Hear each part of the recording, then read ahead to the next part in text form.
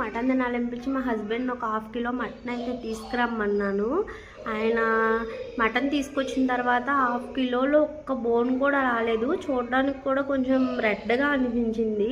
Phone చేసి అడిగితే లేదు నేను దగ్గరుండే కుట్టించాను, అది మటనే అని చెప్పన్నారు. సరే అని మటన్ బిర్యానీ చేశాను అనమాట. ఇదిగోండి చేశాక స్మెల్ కూడా మటన్ లాగా రావట్లేదు. నాకు ఇంకా డౌట్ వచ్చింది. 1/2 కిలోలో ఒక్క బోన్ కూడా వేయినప్పుడే నాకు కొంచెం అనుమానంగా అనిపించింది. ఇంకా ఎందుకులే తినడం అని చెప్పి సోను మూన్ ఉన్నాయి కదా వాటికైతే వేద్దామని బయటికి తీసుకొచ్చేసాను. నిజంగా ఎంత మోసం జరుగుతుంది ఇక్కడ. చాలా సోను మూనుకైతే వేసేసాను తింటున్నాయి. మటన్ షాప్లో నిజంగా ఎంత మోసం జరుగుతుందండి.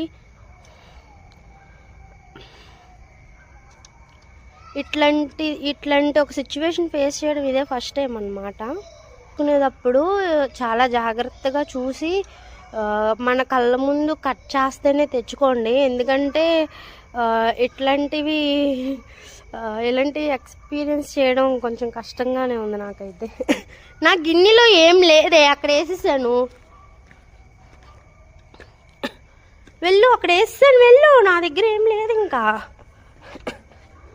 ఇంకా నా గిన్నె ఖాళీగా ఉంది. ఇంకేం దేనికి వస్తున్నావు నువ్వు? జావ్, వీటికి కూడా హిందీలోనే చెప్పాలి, లేకపోతే అర్థం కాదు. జావ్ జావ్ చూసారా, జావ్ అంటేనే వెళ్తుంది.